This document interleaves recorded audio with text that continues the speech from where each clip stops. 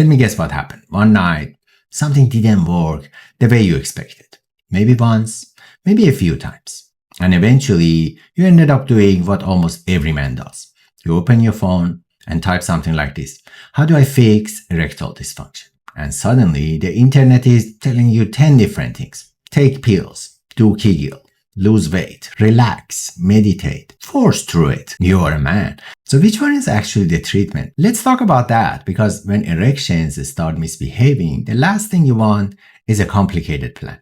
You just want it to work again. Erectile dysfunction almost never has one cause. And because of that, it almost never has one solution. What I've learned after years of working with men is that erections sit on top of a few different systems working together. If one of those systems is struggling, erections feel it quickly, sometimes before anything else in the body does. So in this video, I want to walk you through the real treatment lanes that exist for erectile dysfunction, not internet trick or magic cures, just the things that actually show up in real life when men start fixing this. And more importantly, where people usually get stuck. Because once you see that pattern, things start to make a lot more sense. Before we go into treatment, there is one important thing to remember. An erection is not just a penis event. It's a body event, a brain event, and very often a relationship event.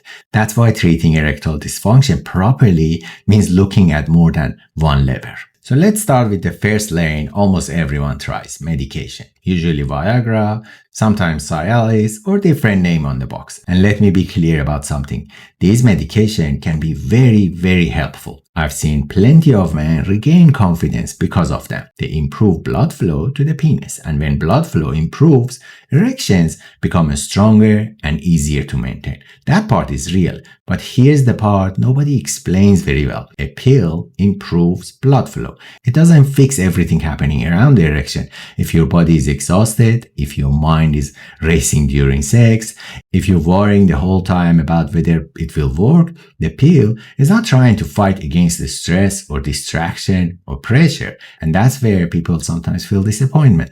They try it once, maybe twice, and when it doesn't magically solve everything, they think, okay, I guess this just doesn't work for me. But the pill wasn't the whole story. It was just one piece of the system. There's another lane people move into next, sometimes intentionally, sometimes by accident. And that's the body lane, because erections respond very quickly to what's happening in the body. Let's talk about that. Sometimes your doctor might bring it up. Sometimes you read something online. Exercise, better sleep, losing some weight, looking at blood pressure or cholesterol, and all of that absolutely matters, because the penis is a vascular organ, meaning erections depend on circulation. Blood has to arrive easily, and it has to stay there long enough for the erection to hold. So when the body is tired, inflamed, or under stress, erections often feel that early, sometimes years before anything else in your body starts complaining.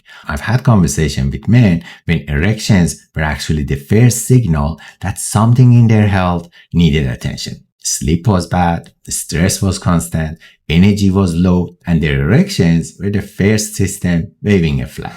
But here's another place people get stuck. They swing completely into the fitness lane. Gym 5 days a week, running, supplements, trying every circulation trick they can find online. And again, that can help, but erections don't live only in the body, they also live in the brain. And that's where the next lane comes in. Because I see this in practice all the time. A man is perfectly healthy, good blood work, good fitness, but erections disappear the moment pressure shows up. That's your mind lane, and it's far more powerful than most people expect. Now, let me talk about something that surprises a lot of people: the mind.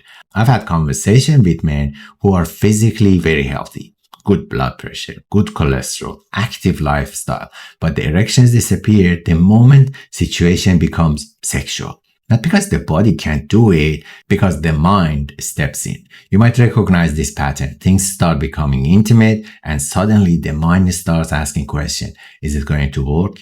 Am I going to lose it again? Am I hard enough? And the moment that monitoring begins, the nervous system shifts. Instead of being In arousal mode, the body moves into evaluation mode. That shift alone can soften an erection very quickly because erections and anxiety don't work well together. They pull the nervous system in opposite directions. And the tricky part is this. The more you try to force erection to behave, the more attention gets placed into erection itself, which increases monitoring, which makes the system even less relaxed. It becomes a loop.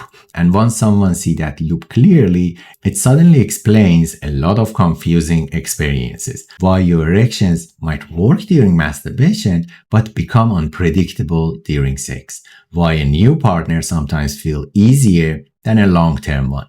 Why things work one day and disappear the next. That entire dynamic sits in the mind system, and it's one of the 3 big pillars I explain in the Hard Truth Masterclass, link below. In that masterclass, I walk you through how erections depend on interaction between body, mind, and relationship. Once you understand that system, a lot of these patterns suddenly make sense. But there's one more lane that many people overlook completely. And in long-term relationship, it can quickly become one of the biggest influences on erection. And that lane is the relationship itself. We don't talk enough about this lane, the relationship. And I see this pattern a lot in long-term couple. Life becomes busy. Work, kids, bills, responsibilities. Sex slowly moves down the priority list. Not intentionally, just quietly. And when sex finally does happen, it sometimes carries a lot of pressure. Maybe it hasn't happened in a while. Maybe someone feels rejected. Maybe someone expected to perform. And suddenly what used to be playful and relaxed starts to feel like a test. That environment alone can change how erections behave, because erections respond strongly to safety, playfulness, and connection. When those disappear, the body notices. Sometimes erection becomes unpredictable. Sometimes it disappears completely. And when that happens repeatedly, both partners start feeling frustrated. One person might think, why aren't you attracted to me? The other partner might be thinking, I'm trying, it's just not cooperating. And now the bedroom slowly turns into a place of tension, not connection. When couples start understanding this dynamic, something important happens. They stop blaming the penis and start looking at the environment around the intimacy. Sometimes that alone changes everything, because erections respond to relaxation, curiosity, and play, not pressure. If you are in a relationship where desire feels mismatched, when one partner wants sex more often and the other one keeps shutting it down, that's actually very common. And it's exactly why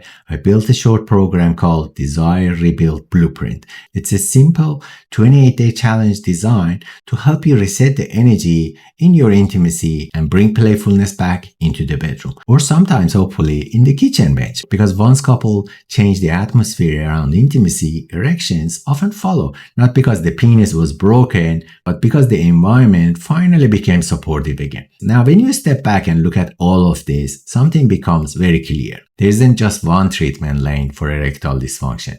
There are several: the body, the mind, the relationship, and sometimes medication support as well. When these systems start moving in the same direction, erections usually respond. But when someone focuses on only one lane, they often stay stuck. And if you're still trying to understand what erectile dysfunction actually is or is not, that's exactly what I explained in this video, where I break that down very clearly. Because once you understand that part, a lot of the confusion around ED disappears.